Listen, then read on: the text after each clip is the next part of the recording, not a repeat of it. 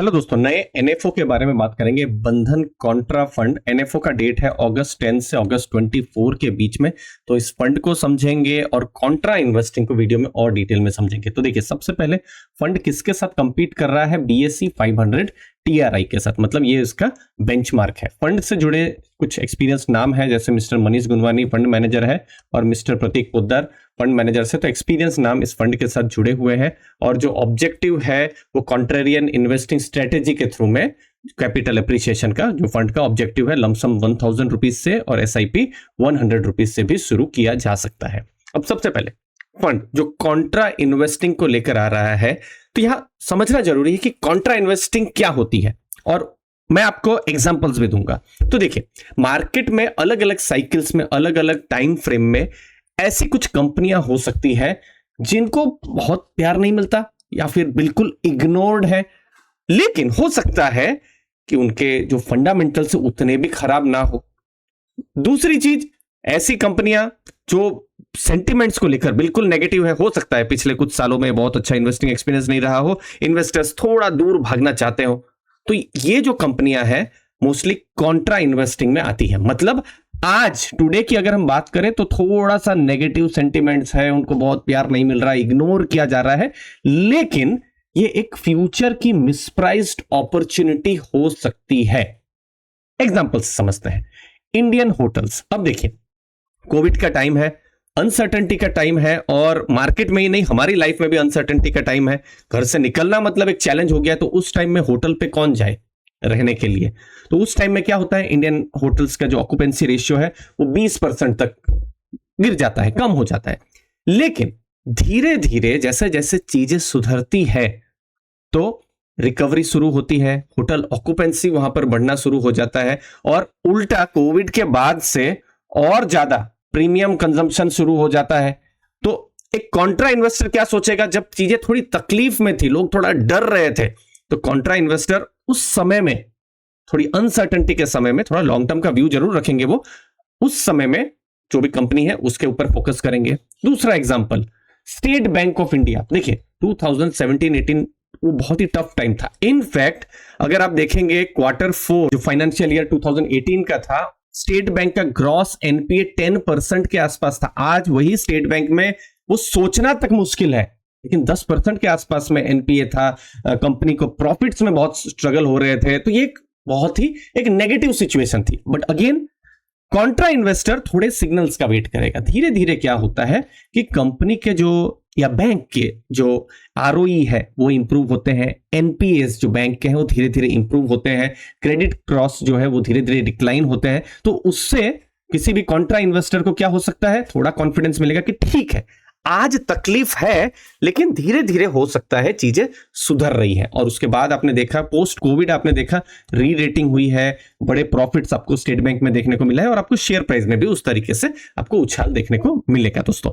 तो ये Contra investing की सोच है कि कुछ तकलीफ है लेकिन मैं फ्यूचर में कुछ बेटर के लिए सोच रहा हूं। तो कैसी सिचुएशन में आपको हो सकता है, सोच लीजिए वैल्यू। अब कॉन्ट्रा इन्वेस्टिंग में वैल्यू का एक पार्ट है, मतलब पी रेशियो हिस्टोरिकल या price to book historical level से आपको सस्ता मिल रहा है, डिविडेंड यील्ड थोड़ा बेहतर मिल रही है।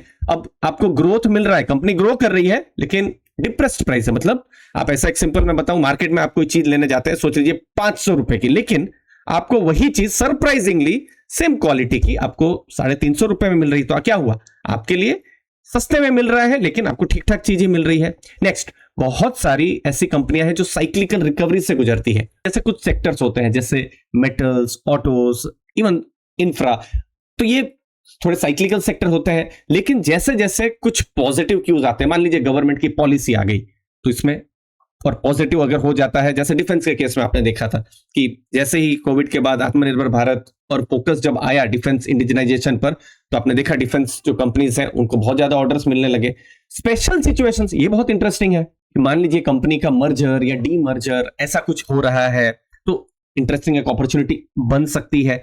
टर्न अराउंड प्लेज, अब सोच लीजिए जैसे सीजी पावर के केस में आप देखेंगे, अगर मैनेजमेंट चेंज हो रहा है उस केस में और तो मैनेजमेंट चेंज एक सिचुएशन हो सकती है कि पुराने मैनेजमेंट के बाद नए मैनेजमेंट, थोड़े वाइब्रेंट मैनेजमेंट आ रहे हैं, स्ट्रांग मैनेजमेंट आ रहे हैं, तो कंपनी का टर्न अराउंड हो सकता है। इवन बहुत सारी कंपनीज केपेक्स करती है, कैपिटल एक्सपेंडिचर करती है, मतलब वो फैक्ट्री, अब जब वो फैक्ट्री लगा रही है तब तो वो खर्चा कर रही है, लेकिन जब वो फैक्ट्री बन जा रही है और प्रोडक्शन बिल्कुल चालू हो जा रहा है, काम चालू हो जा रहा है, तो फिर थोड़ा टर्न अराउंड हो सकता है। तो ये सब जो सिचुएशंस है कॉन्ट्रा इन्वेस्टिंग में फंड मैनेजर्स ढूंढते रहते हैं। अब बंधन जो कॉन्ट्रा फंड है वहां पर किस तरीके का फोकस रहेगा कि रेजिलियंस कंपनी जिसका रेजिलियंट है, थोड़े से हो सकता है थोड़ी अनसर्टेनिटी चैलेंज से गुजर रही हो, लेकिन वो कंपनी का फंडामेंटल्स रेजिलियंट होना चाहिए, रिवर्जन होना चाहिए और री रेटिंग का भी पोटेंशियल यहां पर होना चाहिए कि फ्यूचर में सिर्फ ऐसा नहीं है कि ग्रोथ होता रहे। मान लीजिए कुछ एक्स का पी मिल रहा है तो फ्यूचर में x+5 का भी पी या जो प्राइस टू अर्निंग या प्राइस टू बुक जो भी है वो मिलता रहे, प्लस जो फोकस उनका रहेगा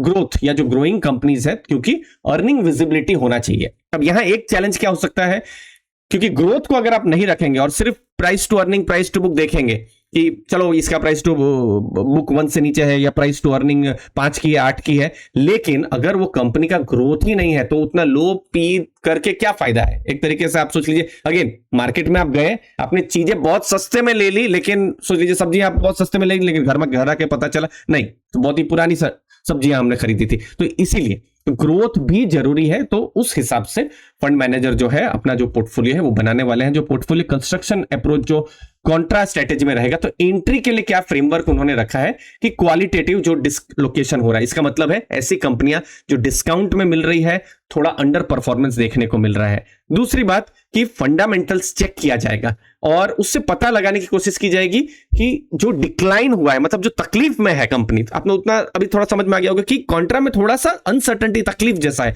लेकिन तकलीफ में है, लेकिन वो स्ट्रक्चरल है या टेम्पररी है। टेम्पररी है तो बेहतर है, ठीक है, आज तकलीफ है कल ठीक हो सकता है। स्ट्रक्चरल होगा तो थोड़ा रिस्क हो सकता है, तो उसको यहां पर फंड मैनेजर्स चेक करेंगे। फिर कॉन्ट्रारी थीसिस और कैटलिस्ट भी देखेंगे, ठीक है आज तकलीफ है लेकिन फ्यूचर में ग्रोथ कैटलिस्ट हो सकते हैं। फिर balance sheet, management filters, return on equity, इन सब फाइनेंशियल स्ट्रेंथ को भी लगाया जाएगा और एंट्री का देखा जाएगा। फिर एग्जिट में वैल्यूएशन को देखा जाएगा कि ठीक है अब चीजों का धीरे धीरे कमबैक हो गया है, वैल्यूएशन ठीक ठाक अब लेवल्स पर आ गई है कॉन्ट्रा कंपनी, उसको देखा जाएगा। फिर थीसिस ब्रेक, अब थीसिस ब्रेक मतलब देखिए, अब एक चीज आपने सुनी कि कंपनी तकलीफ में है, फ्यूचर में बढ़िया हो सकता है, टर्न अराउंड हो सकता है, लेकिन ना हुआ तो वो भी तो पॉसिबिलिटी है ना। तो ऐसे केस में भी थीसिस ब्रेक हो रही है, तो ऐसे केस में एग्जिट का डिसीजन लिया जा सकता है।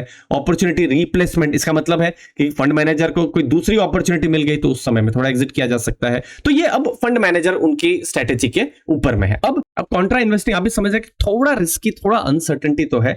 यहां पर एक चीज जरूरी है, वो है पेशेंस, क्योंकि यहां पर आप ऐसी कंपनियां या जो फंड मैनेजर ऐसी कंपनियों को देख रहे हैं जो कि करंटली थोड़ी तकलीफ से जा रही है, लेकिन फ्यूचर में वो बढ़िया कर सकती है। तो थोड़ा सा अंडर परफॉर्मेंस अगर होता है तो थोड़ा लंबे समय तक हो सकता है। दूसरा चीज, कुछ जो चीप कंपनीज है वो फंडामेंटली वीक भी हो सकती है, अगर वो पोर्टफोलियो में आ जाए तो थोड़ा रिस्की हो सकता है। फिर सिस्टमेटिक रिस्क भी है कि ड्रॉडाउन जो है कभी कभी थोड़ा ज्यादा हो सकता है। अब देखिए मार्केट में अगर हम कॉन्ट्रा फंड की बात करें तो ऑलरेडी पुराने फंड्स की बात कर रहा हूं, ये 3 कॉन्ट्रा फंड ऑलरेडी मार्केट में है, जैसे Invesco Contra, Kotak Contra, SBI Contra. तो हमने क्या किया, जैसे 2011 से, क्योंकि देखिए कॉन्ट्रा आप समझ रहे होंगे कि थोड़ा सा रिस्की टाइप का स्ट्रेटेजी है। 2011 अगस्त से 2026 अगस्त, मतलब 15 साल का डेटा हम यहाँ पर लेकर आए हैं, 5 साल का रोलिंग रिटर्न। तो आप देख सकते हैं जनरली जो भी कॉन्ट्रा इन्वेस्टर है 5 साल अगर इन्वेस्ट किया है तो तीनों ही फंड के आसपास ही नंबर्स देखने को मिल रहा है। 82, 84, 82% टाइम्स जो है रिटर्न 12% से ज्यादा आए हुए हैं किसी भी 5 ईयर के जो चीज है। नेगेटिव रिटर्न ऑलमोस्ट ना के बराबर, एक फंड का बिल्कुल नहीं, एक फंड का 0.05 है और एक फंड का सिर्फ 2% के आसपास में है। और मीडियन रिटर्न अगर हम देखें तो कैसा आ रहा है, 17.6, 15.4 और 15.03, ऐसे करके मीडियन रिटर्न आ रहा है। अब यही डेटा को मैं 2011 से मैं यहां पर 2019 अक्टूबर कर देता हूं, ठीक है। अब मैं क्यों कर रहा हूं वो भी मैं आपको बताता हूं, और 3 साल का यहां पर पीरियड लेता हूं, क्योंकि अगर हम कंपेयर कर रहे हैं इंडेक्स फंड के साथ, तो जैसे Motilal Oswal Nifty 500 index fund है, तो वो डेटा हमने अक्टूबर 2019 से लिया है, ठीक है। तो ऐसे केस में जो इंडेक्स है, इंडेक्स का किस तरीके का मीडियन परफॉर्मेंस है 16.72, और इन फंड्स का कितना है देखिए 19.78, 21.6, 27.69। तो फंड्स ने इंडेक्स को बीट किया हुआ है। इनफैक्ट नेगेटिव रिटर्न जो है जो इंडेक्स का आया ही नहीं है। फंड्स में से किसी का आया है, देख लेते हैं। नहीं आया। इनफैक्ट 0 to 8 में भी कोई भी फंड नहीं दिख रहा है, इनफैक्ट इंडेक्स भी नहीं दिख रहा है। मोर देन 12% जो रिटर्न है इंडेक्स का 94% टाइम्स आया है। इन फंड्स का देखेंगे 100, 199 तो ये जो फंड्स हैं, इतना तो समझ में आ रहा है कि इंडेक्स को बीट तो कर रहे हैं मीडियन परफॉर्मेंस, और अगर आप 8%, 12% उसके हिसाब से जाए। यस, क्या ड्रॉडाउन इंडेक्स का या फंड का ज्यादा है? तो देखिए इंडेक्स का अगर आप देखेंगे 37%, 37.3% का मैक्सिमम ड्रॉडाउन रहा है, ये मोस्टली कोविड टाइम का। फंड्स का अगर आप ड्रॉडाउन देखेंगे तो देखिए 36, 38, 36 अगेन इंडेक्स के बराबर ही है। तो आपको एक चीज जरूर समझ में आ रही है, एटलीस्ट पुराने डेटा के ऊपर से, पुराने फंड्स के ऊपर से, कि इंडेक्स से थोड़ा बेहतर परफॉर्मेंस हुआ है। बट यस, थोड़े वोलेटाइल जरूर हो सकते हैं अगर आप जब कॉन्ट्रा फंड्स के बारे में बात कर रहे हैं। तो ये फंड किसके लिए सूटेबल हो सकता है? तो थोड़े हाई रिस्क कैपिटाइट इन्वेस्टर्स के लिए। अब मान लीजिए आप न्यू इन्वेस्टर है और आपके पास एक फ्लेक्सी कैप फंड और मान लीजिए एक कॉन्ट्रा फंड का ऑप्शन है, तो शायद फ्लेक्सी कैप आपके लिए थोड़ा बेहतर हो सकता है, क्योंकि फ्लेक्सी कैप में फंड मैनेजर के पास एक बड़ा यूनिवर्स है। कॉन्ट्रा में कुछ स्पेसिफिक केसेस हैं जहां पर फंड मैनेजर इन्वेस्ट कर रहे हैं। तो यहां पर थोड़े से एक्सपीरियंस्ड इन्वेस्टर, ऐसे इन्वेस्टर जो थोड़े से रिस्क लेके ऐसे आइडियाज में इन्वेस्ट करना पसंद करना चाहते हैं जहां पर मार्केट का फोकस नहीं है, थोड़ा डिफरेंट सोच रहे हैं कि मार्केट में ये चल नहीं रहा है, चलो इस पर थोड़ा सा हम वेट करते हैं, फ्यूचर में री रेटिंग हो सकती है, तो थोड़ा पेशेंस यहां पर ज्यादा जरूरी है, थोड़ी इनएफिशिएंसी हो सकती है, उसको ध्यान में रखना है। तो यहां भी उन्होंने भी लिखा है, बंधन ने भी, कि पेशेंस और लॉन्ग टर्म ओरिएंटेशन पर फोकस होना चाहिए। और इवन जो टफ पीरियड्स हैं, क्योंकि देखिए जब आप कॉन्ट्रा में स्पेशल सिचुएशन या टर्न अराउंड को प्ले कर रहे हैं तो इसमें टाइम लगता है। अगर आप सीजी पावर की भी फॉर एग्जांपल बात करें या इंडियन होटल्स की, तो आपको 3 महीने में सब कुछ बढ़िया नहीं मिलेगा। आपको धीरे धीरे करके क्वार्टरली रिजल्ट अच्छे होंगे, सिग्नल्स आएंगे, री रेटिंग के सिग्नल्स, तो आपको थोड़ा यहाँ पर पेशेंस रखना पड़ सकता है दोस्तों, तो उसको ध्यान में रखना है। तो और अगर हम बात करें कोर पार्ट और सैटेलाइट पार्ट में, तो सैटेलाइट पार्ट की तरफ ये थोड़ा सा देख सकते हैं, बट अगेन डिपेंड करता है रिस्क एपिटाइट और इन्वेस्टर के ऊपर। कोर पार्ट में भी अगर रखना है तो मे बी फ्लेक्सी कैप या मल्टी कैप फंड के साथ अगर कहीं पर आप रख सकते हैं, या पोर्टफोलियो का 5-10% का टोटल पोर्टफोलियो का अगर आप देख रहे हैं तो कॉन्ट्रा पार्ट ऐसे सैटेलाइट या कोर किसी लॉन्ग टर्म गोल के साथ आप लिंक भी ऐसा भी सोच सकते हैं दोस्तों। लास्ट में जब हम investing in a planned manner की बात करते हैं तो मैं आपकी हेल्प कर सकता हूं। मेरा नाम दीपक है, मैं एमफी रजिस्टर्ड एमएफडी हूं और ये मेरा रजिस्ट्रेशन नंबर है, आपकी स्क्रीन पर आप देख सकते हैं। साथ ही में मैं एसएफ डिस्ट्रीब्यूटर हूं, चार्टर्ड फाइनेंशियल गोल प्लानर हूं, American academy of financial management से, एनआईएसएम सर्टिफाइड रिटायरमेंट प्लानर, और पास्ट में एक्स वेल्थ मैनेजर और बैंकर भी रह चुका हूं दोस्तों। एचडीएफसी बैंक में मैंने काम किया है और एज एन वेल्थ मैनेजर आनंद राठी और एलारा जैसी बड़ी संस्थाओं में हमने काम किया है। तो एक free personalise mutual fund consultation call हम प्लान कर सकते हैं, और उसके लिए गूगल फॉर्म की लिंक मैंने डिस्क्रिप्शन बॉक्स में दी हुई है। सिंपल सा गूगल फॉर्म में आपको फिलअप करना है और हम लोग कॉल को शेड्यूल कर सकते हैं दोस्तों। हम लोग क्या डिस्कस कर सकते हैं? हम लोग पोर्टफोलियो स्ट्रेटेजी पर डिस्कस कर सकते हैं। किसी ऐसा, क्योंकि म्यूचुअल फंड की जर्नी में ऐसा जरूरी नहीं ना कि 5 फंड 8 फंड ले लिया और जर्नी खत्म हो गई, नहीं। यहां पर जरूरी है in a planned manner, goal based manner investing करना। तो गोल बेस्ड गाइडेंस हम अपने क्लाइंट्स को प्रोवाइड करते हैं। इनफैक्ट बहुत सारे क्लाइंट्स हमारे साथ जुड़े हुए हैं जिनको गोल बेस्ड इन्वेस्टिंग और जो गाइडेंस हम प्रोवाइड कर रहे हैं, और जो बड़ी सुविधा उनको मिलती है वो क्या मिलती है? पीरियोडिक पोर्टफोलियो रिव्यू की सुविधा। क्योंकि इन्वेस्टिंग जर्नी इतनी आसान नहीं होती है, बहुत सारे इन्वेस्टर्स 3 साल या 5 साल भी लॉन्ग टर्म रह नहीं पाते हैं। तो इसलिए जरूरी है यहाँ पर रेगुलर गाइडेंस प्रोवाइड करना और गोल्स के ऊपर फोकस रखना, और सबसे इंपॉर्टेंट कि हमको एसेट एलोकेशन के फ्रेमवर्क पे काम करना दोस्तों। तो अगर आप अपने लिए स्मार्ट क्यूरेटेड गोल बेस्ड पोर्टफोलियो और लॉन्ग टर्म गाइडेंस के लिए किसी को ढूंढ रहे हैं तो हम आपकी हेल्प कर सकते हैं। Portfolio review, strategy execution, monitoring, asset allocation और रीबैलेंसिंग का सपोर्ट हमारे क्लाइंट्स को मिलता है। रेगुलर पोर्टफोलियोज रिव्यू होता है। तो अगर आप सीरियस हैं कि किस तरीके से आपके पोर्टफोलियो को एक डायरेक्शन मिले, सिर्फ रैंडम 30-40 फंड लेके कुछ नहीं होता है, यहां पर हर फंड का एक रोल होना चाहिए, उसके ऊपर हम काम करते हैं दोस्तों। मुझे उम्मीद है आपको वीडियो से वैल्यू मिली होगी। सब्सक्राइब करके रखिए अर्ली फाइनेंशियल आजादी, और आप गूगल फॉर्म में हमारे लिंक को भी चेक कर सकते हैं। आपकी कीमती समय के लिए बहुत बहुत धन्यवाद। थैंक यू दोस्तों।